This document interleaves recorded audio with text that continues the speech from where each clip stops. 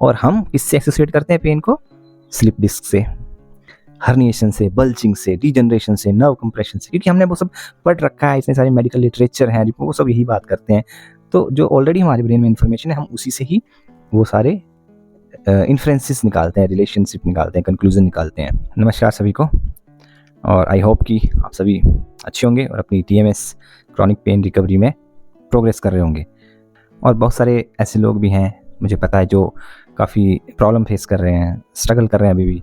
I completely understand the frustration you are going through, the pain you are experiencing, the hopelessness you are seeing in front of you.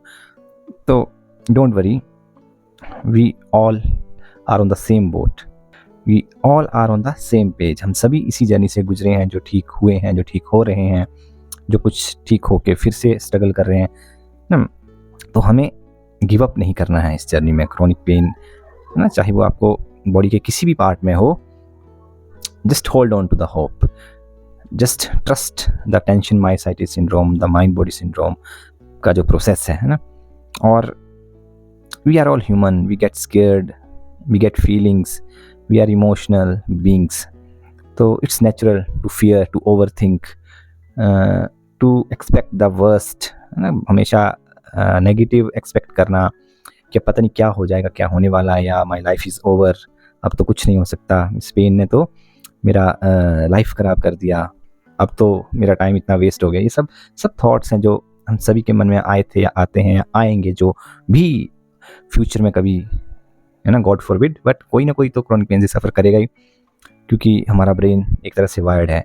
और जिनको नहीं पता है कि brain का क्या रोल है क्रॉनिक पेन में और कैसे इसको हैंडल करना है, तो वो स्ट्रगल करेंगे, इसमें कोई शक नहीं है। तो हम सब यही प्रे कर सकते हैं, उन्हें भी जल्दी से जल्दी डॉक्टर जॉन सानो के बारे में पता लगे, द माइंड बॉडी सिंड्रोम के बारे में पता लगे, या उन लोगों के चैनल तक वो पहुँचे जो इस कंसेप्ट को प्रोपेगेट कर रहे हैं, आगे बढ़ा रहे हैं। तो पिछले 1-1.5 महीने से शायद मैंने कोई वीडियो नहीं डाली, और थोड़ा सा मेरा भी ये लर्निंग फेज चल रहा था, एक नया बैटल, एक नया जर्नी, जो मैं आपके साथ शेयर भी करूँगा कि किस तरह से मैंने अपने फ्लेयर अप को हैंडल किया और क्या क्या चीज़ों को मैंने ध्यान रखा, है ना। I must admit, yes, I went through a minor flare up. हफ्ता 10 दिन 12 दिन आप मान लो कि जब my pain returned, not to that much extent जो पहले कभी रहा था, बट क्लोज इनफ, क्योंकि कुछ इंसिडेंट हुआ था, मैंने शेयर भी किया है पिछली वीडियोज़ में। काफ़ी शॉकिंग ट्रॉमा लाइक एक्सपीरियंस था। तो उससे फिर स्टिफनेस बढ़ गई थी नेक में, पेन, शोल्डर में हैवीनेस, वो सब। और जैसे वो सिम्टम आए तो ब्रेन ने अपनी तैयारी शुरू कर दी एक नया चैप्टर खोलने की, कि कैसे इसको कन्विंस करूं कि ये क्रॉनिक पेन, ये जो वापस आया, ये समथिंग फिजिकल है, फिजिकल है, फिजिकल है। वो डाउट्स आते हैं, इतना सब कुछ पढ़ने के बाद, इतनी वीडियोस बनाने के बाद, जब मेरे में डाउट आ सकते हैं, तो आपके माइंड में भी आते होंगे, इतना मैं समझ सकता हूँ। जब आपको रिलीफ नहीं मिलता है, या पेन आपका बढ़ जाता है, बढ़ने के बाद फिर ठीक होता है, फिर बढ़ जाता है, तो आप लोग भी डाउट में आते होंगे। तो मुझे तो मीन्स बेस तो था, मेरे पास एक फंडामेंटल बिलीफ था कि पहले मैं इससे ठीक हूँ, इतने साल के दर्द को हराया है, तो ये 1 हफ्ते का दर्द है। पर डर था कि कहीं ये फिर से लंबा ना खिंच जाए, बढ़ जाए, क्योंकि लोगों को पता होता है TMS का, बट फिर भी वो ठीक नहीं हो पाते हैं जल्दी, क्योंकि वो अप्लाई नहीं कर पा रहे हैं। बिलीफ कहीं ना कहीं कमी तो है प्रोसेस में। तो मैंने कमी क्यों नहीं रखी, कैसे नहीं रखी? क्योंकि बहुत डाउट आए हैं, बहुत ब्रेन ने गेम्स खेले, कि ब्रेन ने मुझे कहा कि एक्सरसाइज मत करो, जिम मत जाओ, ये दोबारा से शुरू हुआ है, ये एक्सरसाइज से हुआ होगा, या वट एवर। जबकि मुझे पता है सामने कोई इंसिडेंट हुआ है, तो उसके पैरेलल में एक्सरसाइज भी चल रही थी। बट 2-3 दिन में नहीं गया था ऑब्वियसली, क्योंकि वो थोड़ा सा इमोशनली शॉकिंग इवेंट था। बट फिर ब्रेन को बहाना मिल जाता, फिर मैं डेली जाने लगा।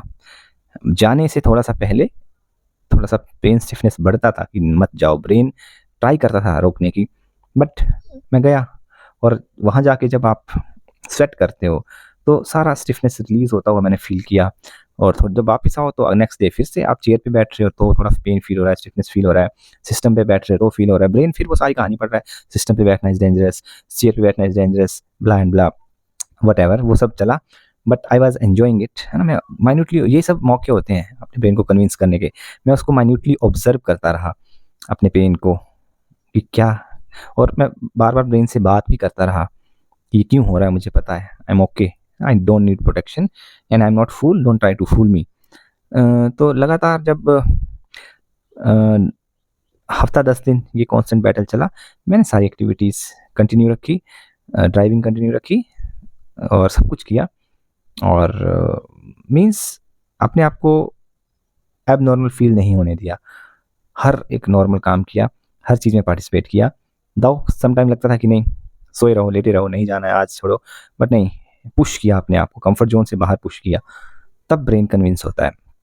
और जैसे कि एलन गॉर्डन का मैं पढ़ रहा था एक पोस्ट, तो वो बार-बार एक ही चीज़ पे जोर देते हैं कि हम फियर की बात बहुत करते हैं कि फियर ही हमारे सिम्पटम्स को वर्स बनाता है, हमारे पेन को वर्स बनाता है, लूप बनाता है। तो एक अकेला एफ फियर ही नहीं है, और भी एफ्स हैं, जिसकी बात हॉवर्ड शूबनर भी करते हैं। फिक्सिंग, ट्राइंग टू फिक्स, कि मैं कुछ कर लेता हूँ, है ना? मैं कोई काम कर लेता हूँ, कोई एक्सरसाइज, कोई योगा कर लेता हूँ या कोई दवाई खाता हूँ नेचुरल हर्बल, जिससे मेरा पेन स्टिफनेस कम हो। उससे हम रिइंफोर्स करते हैं अपने ब्रेन को कि हमारा पेन फिजिकल है ना? ट्राइंग टू फिक्स, कि मैं कोई पेड कोर्स ले लेता हूँ या मुझे कोई एक ऐसी कोई बुक मिल जाए, मैजिक रेमेडी मिल जाए। मैजिक रेमेडी यही है कि just focus on your life, try to be normal, act as if you are already normal. आप पहले से ही नॉर्मल है, ऐसा एक्ट करिए। उसका फ्रस्ट्रेशन है कि नेचुरल है फ्रस्ट्रेशन फील करना, बट जितना हम फ्रस्ट्रेशन फील करेंगे कि मैं ठीक नहीं हो रहा हूँ, मैं ठीक नहीं हो रही हूँ, इतने दिन हो गए, पेन बार बार आ रहा है, वो फ्रस्ट्रेशन भी क्रॉनिक पेन लूप को फीड करता है, पेन पाथवेज को स्ट्रेंथन करता है, स्टिफनेस बढ़ाता है। फाइट और फ्लाइट मोड में आप पहले से हैं, उसको और फ्यूल करता है। आपको कई बार ऐसे थॉट आते होंगे कि डाउट होता है आपको अपनी एबिलिटी पे कि is my body able to heal, can I ever heal, क्या मैं ठीक हो सकता हूँ कभी, या मेरी बॉडी ऐसी ही रहेगी। वो डाउट है, उस डाउट से आपको फाइट करना है। ऑफकोर्स आप ठीक हो सकते हैं, ऑफकोर्स आप ठीक होंगे, है ना? तो डाउट को निकालना है। और नेगेटिव एसोसिएशन जितने भी होते हैं पेन को लेके, पेन हुआ तो आप सोचना शुरू कर दिए कि अब इस पेन की वजह से मेरे किस किस लाइफ के किस एक्टिविटी पे फ़र्क पड़ने वाला है। पेन है तो मैं ये काम नहीं कर पाऊँगा, नहीं कर पाऊँगी, ये एक्टिविटी अब ऐसा होगा, अब मेरा ये वाला एस्पेक्ट लाइफ का, मेरे स्टडी सफ़र करेंगी, मेरा मेरा जॉब सफ़र करेगा। हम पहले ही, वो हुआ नहीं है बट हम पहले ही एसोसिएशन बनाने लगते हैं, हम ब्रेन को प्रेडिक्शन देने लगते हैं और ब्रेन को तो वही चाहिए, फिर वो प्रूव करने लगता है, उन प्रेडिक्शन को सही प्रूव करने लगता है। तो नेगेटिव एसोसिएशन नहीं बनाना है पेन के साथ। पेन जस्ट एक फिजिकल एक्सपीरियंस नहीं है, पेन इज साइकोसोमैटिक। दोनों एस्पेक्ट हैं इसमें। और क्रोनिक पेन में most of the time, 99% of the time आपके ब्रेन का ही रोल है, आपको पता है। देन वाई फियर, इतना डरना क्यों है? पॉजिटिव रहना है, लाइफ पे फोकस करना है, एक्टिविटीज़ पे फोकस करना है, एक्टिविटीज़ बंद नहीं करनी है। आपको लगता है ना पेन हो रहा है, स्टिफनेस हो रही है, तो कुछ कुछ ज़रूर बॉडी में कुछ दिक्कत है, कहीं ना कहीं मेरे एमआरआई एक्सरे में जो है उसी की वजह से पेन है। नहीं, ऐसा नहीं है, ट्रस्ट मी। मैं इसको कई बार एक्सपीरियंस, पेन ऐसा टीएमएस पे ऐसा पेन होता है, आपको इतना डिबिलिटेटिंग पेन होगा और नेक्स्ट डे ऐसे लगेगा कि कुछ है ही नहीं, सब कुछ नॉर्मल है, सब कुछ रिलैक्स है। तो वो सारा यहाँ से एक्टिवेट और डीएक्टिवेट हो रहा है ना? वो जस्ट एक फॉल्स अलार्म है। और जब आप फाइट एंड फ्लाइट मोड में होते हैं तो बॉडी सारे अलार्म एक साथ एक्टिवेट कर देती है, नॉइज़ सारा ब्रेन में। जब वो इतने सारे अलार्म एक साथ एक्टिवेट होते हैं तो आपको एक्सट्रीम पेन, फियर, अजीबोगरीब सिम्पटम, टिंगलिंग, नमनेस, सब कुछ फील होता है। और हम इससे एसोसिएट करते हैं पेन को स्लिप डिस्क से, हर्निएशन से, बल्जिंग से, डीजनरेशन से, नर्व कंप्रेशन से, क्योंकि हमने वो सब पढ़ रखा है, इतने सारे मेडिकल लिटरेचर हैं, वो सब यही बात करते हैं।